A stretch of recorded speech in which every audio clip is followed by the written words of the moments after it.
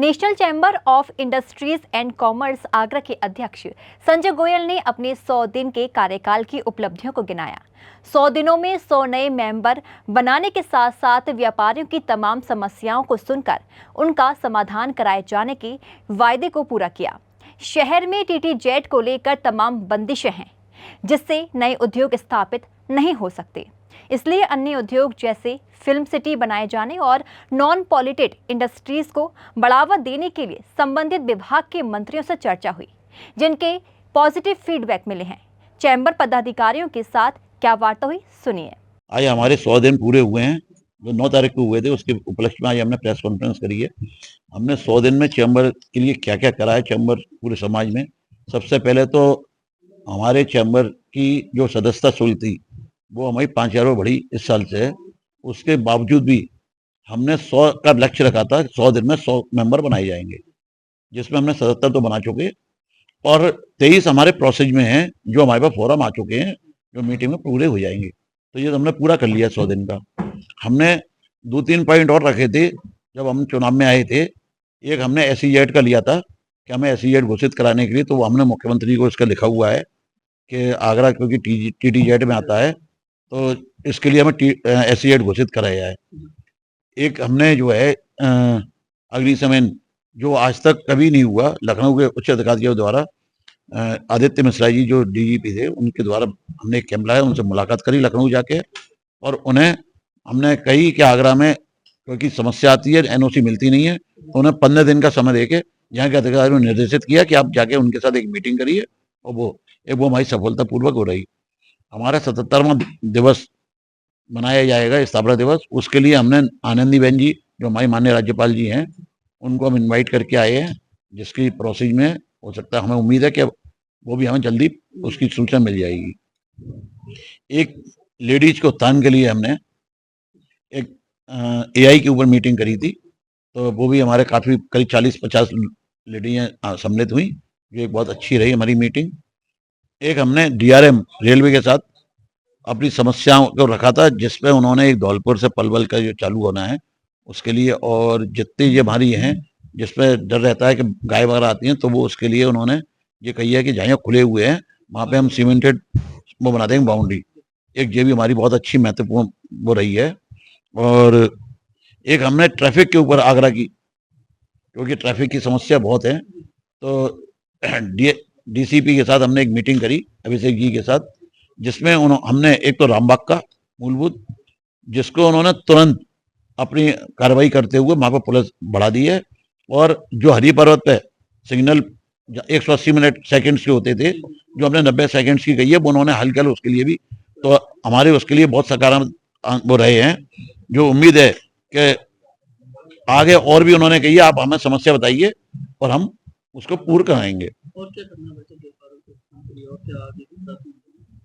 व्यापार के लिए जो हमारे मेंबर हमें कुछ समस्या बताते हैं, चैम्बर उनके लिए हर समय तत्पर है, और जो भी होगा हमारा शासन से, चाहे सेंट्रल की हो चाहे स्टेट की हो, हम उसके लिए लड़ेंगे।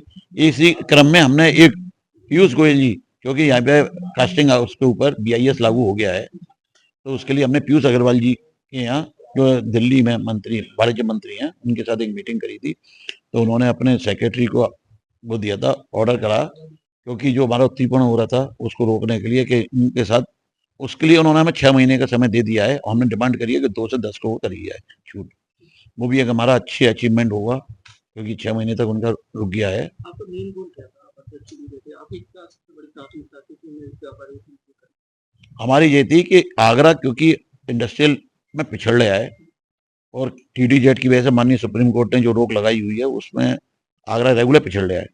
हमारे लिए ये है कि सबसे पहले हम अपने उद्योग को बचाएं, जिससे जो नया वो आ रहा है, वो यहाँ पे नहीं आ रहा, वो सब पलायन कर रहा है, वो हमें रोकना है।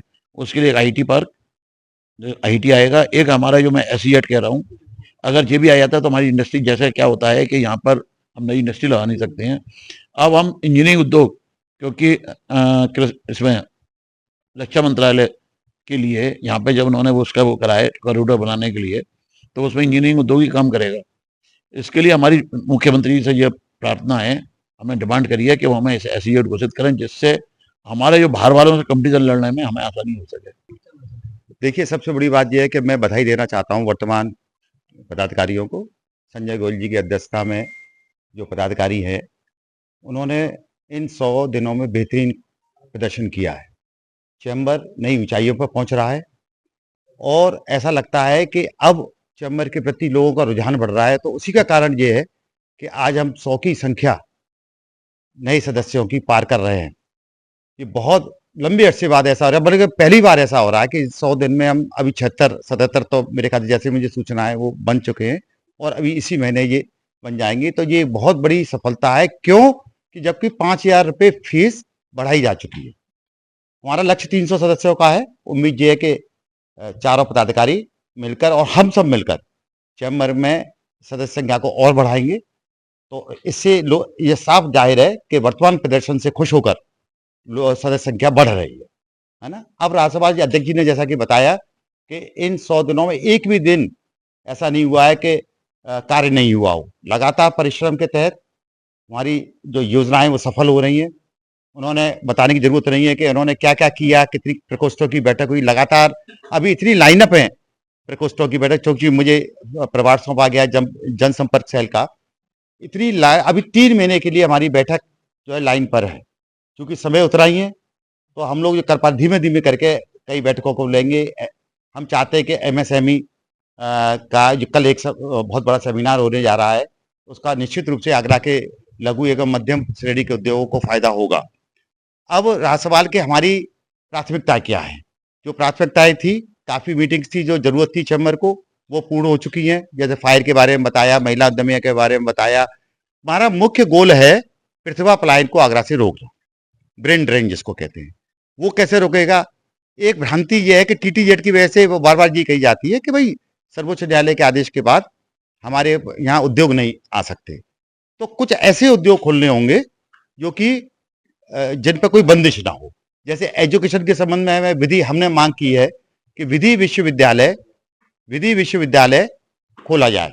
लॉ यूनिवर्सिटी होगी तो बच्चे जो है यहाँ पर पढ़ेंगे और लोकल जो यहाँ पर जो एजुकेशन टूरिज्म वो बढ़ेगा। बच्चे आएंगे तो यहाँ का जो आर्थिक संदेश जाएगा। जब तक छोटे छोटे लोगों को फायदा नहीं हो, आर्थिक रूप से मजबूत नहीं होगा हमारा आगरा, तो तब तक ये काम नहीं चलेगा। हम बड़े बड़े जो प्रोजेक्ट्स ले रहे हैं उस पर कोई फायदा नहीं है। ये छोटे छोटे प्रोजेक्ट्स लेंगे, आर्थिक रूप से मजबूत करना होगा। जब तक बुनियादी ढांचा मजबूत नहीं होगा तब तक ये कार्य। अभी हमने जो बात करी थी, इससे पहले भी DCP साहब से बात करी थी और ट्रैफिक में अमूल सुधार हमको देखने को मिल रहा है। जबकि ये आलम है कि एक तरफ अम्बेडकर पुल खराब है, दूसरी तरफ मेट्रो की लाइन चल रही है। इसके बाद और जाम कहाँ नहीं है? आप बेंगलोर में देख लो, ऑल ओवर इंडिया में जाम है। आगरा की स्थिति तब भी बेहतर की स्थिति में है। आने वाले समय में हम ये मांग कर रहे हैं कि यहाँ पर अगर कोई इंडस्ट्री नहीं खुल पा रही, जैसे फिल्म इंडस्ट्रीज है, वो नोएडा ले गए हैं और नोएडा चले गई। हमारा ये कहना ठीक है नोएडा जा गई है, लेकिन उससे कनेक्टेड मीडिया एवं फिल्म मेकिंग सेंटर यहाँ पर खुल जाए तो यहाँ पर एक विश्वविद्यालय की स्थापना हो जाए। आगरा यूनिवर्सिटी से जो भीमराव अंबेडकर यूनिवर्सिटी उससे कनेक्टेड हो जाए, कुछ कोर्सेज खुल जाए, तकनीकी कोर्सेज खुल जाए, है ना।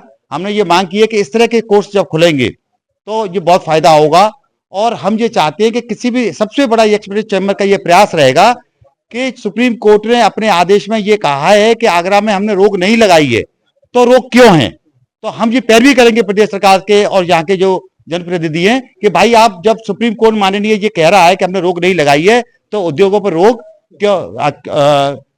क्यों लगाई जाए और उसको क्यों ना जल्दी से जल्दी खोला जाए। इसी दिशा में हम चाहते हैं कि ऐसे प्रोजेक्ट खुले, जैसे आगरा में एजुकेशन हब खुले तो मेडिकल हब की ओर काम हो, ताकि जो चीजें हैं कि इसी में हम बनकर रह रहे हैं कि ये उद्योग नहीं खुल सकता है। क्यों नहीं हम बाकी तरफ इंडस्ट्री लगा रहे हैं? क्यों नहीं जगरे ताजपुर की ओर इंडस्ट्री? ये काम जनप्रतिनिधियों को करना होगा और मैं जनप्रतिनिधियों से अपील कर रहा हूं कि वो आगरा की स्थिति को देखते हुए प्रतिभा पलायन रोकने की दिशा में कारगर प्रयास करा। धन्यवाद। सबसे पहले तो मैं अपने चैम्बर के जो हमारे वरिष्ठ हैं, पूर्व अध्यक्ष और कोऑर्डिनेटर मनीष अग्रवाल जी और मेरे अध्यक्ष श्री संजय गोयल जी और मेरे जो साथी हैं दूसरे उपाध्यक्ष और कोषाध्यक्ष, उनका धन्यवाद देना चाहूंगा कि उन लोगों में और हम लोगों में आपस में इतना समन्वय है कि हम चैम्बर के लिए और समाज के लिए, इंडस्ट्री के लिए खुल के काम कर सकते हैं और उनकी आवाज ऊपर तक पहुंचा सकते हैं। और मैं बाकी सदस्यों को भी धन्यवाद दूंगा जिन्होंने हमें इतना समर्थन और साथ दिया है कि हम चैम्बर की आवाज आगे तक बढ़ा रहे हैं।